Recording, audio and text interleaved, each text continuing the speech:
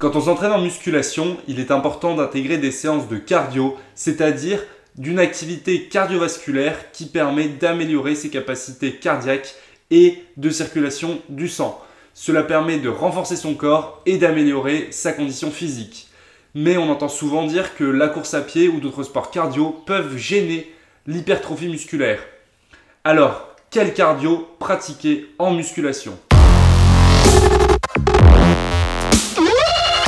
Je te retrouve dans cette vidéo pour parler cardio et musculation. J'espère que tu vas bien, que tu t'entraînes bien. Aujourd'hui, je t'explique comment bien t'entraîner en cardio si tu veux maximiser tes résultats en musculation. C'est parti. Déjà, il faut savoir que le cardio est nécessaire à une bonne pratique de la musculation. Si tu veux avoir de bonnes capacités et si tu veux te sentir bien au quotidien et éviter tout problème cardiaque, il est important d'avoir une activité cardiovasculaire et de ne pas se limiter à la musculation. Pour cela, plusieurs choix s'offrent à toi. On va retrouver rameur, vélo, course pour les activités les plus pratiquées, mais on peut aussi pratiquer du HIIT et des circuits training de ce type-là, ou encore du ski erg et une kyrielle d'activités qui peuvent te permettre de t'améliorer au niveau cardiovasculaire. Laquelle choisir et pourquoi ?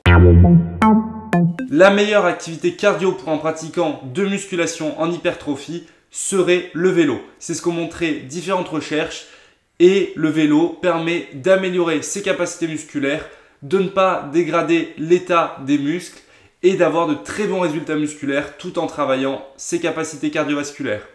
Si ton activité principale est la musculation, privilégie le vélo.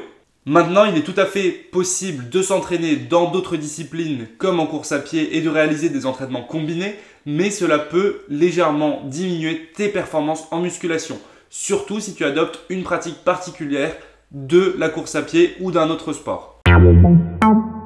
Le cardio n'est pas neutre pour ton corps et pour tes muscles. Si tu pratiques beaucoup de cardio, cela ne va pas juste entraîner une dépense supérieure d'énergie, cela va aussi altérer le bon fonctionnement musculaire et cela peut nuire à ta croissance musculaire. Ton corps s'adapte à la pratique sportive dominante et le système hormonal va se modifier. C'est ce qui va permettre à ton corps de répondre au mieux à ton sport. Si ton sport principal est cardio, cela va altérer le bon fonctionnement de ton corps dans les sports à dominante musculaire. C'est-à-dire que si tu fais beaucoup de cardio, ton sport va se préparer pour l'aérobie. L'aérobie, c'est l'effort d'endurance. Alors que si tu fais un effort court, plutôt musculaire, ton corps va se préparer pour cet effort-là. Et il ne va pas synthétiser des protéines musculaires de la même manière, il ne va pas réagir de la même manière. Et c'est ça qui est important à prendre en compte.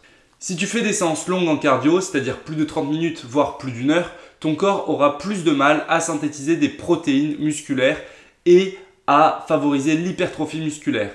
Tu auras donc de moins bons résultats en hypertrophie. En fait, ton corps va plutôt favoriser l'utilisation d'énergie lors de l'effort aérobie et il va permettre la création de fibres musculaires lentes. Lorsque tu t'entraînes longtemps en aérobie, ton corps a besoin d'acides aminés lors de l'effort. Il utilise ces acides pour produire de l'énergie et tu auras plus de mal derrière à avoir des acides aminés disponibles pour l'hypertrophie musculaire. Ainsi, lorsque tu t'entraînes 1 heure en cardio, derrière, ton corps aura un petit peu moins d'acides aminés disponibles. Ensuite, lorsque tu vas t'entraîner longtemps, ton corps va synthétiser moins d'hormones de croissance et va privilégier la création de fibres lentes. Et pour cela, il a moins besoin d'hormones de croissance, il pourra créer des protéines musculaires plus facilement et tu auras du mal à prendre du volume musculaire, c'est-à-dire à avoir une bonne hypertrophie musculaire. Ces résultats ont été démontrés par différentes études et montrent bien qu'au-delà d'une demi-heure, ton corps aura de moins bonnes performances en musculation.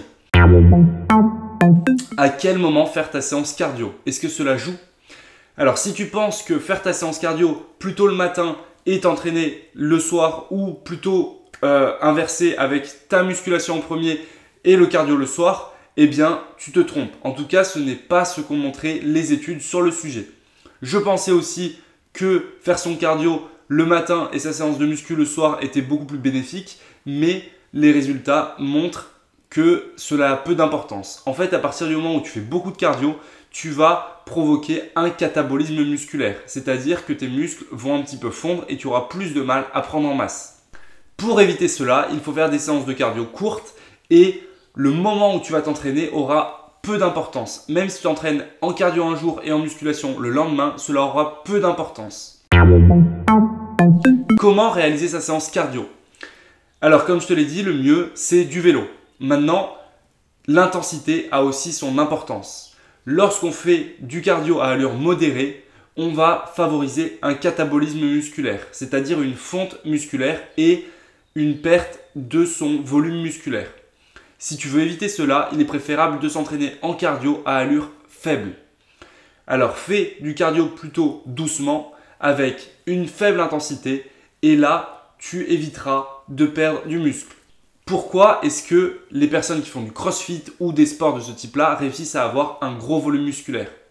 Eh bien, dans ces sports-là, la majorité des entraînements combinés ou croisés vont intégrer des distances courtes en course à pied ou en vélo.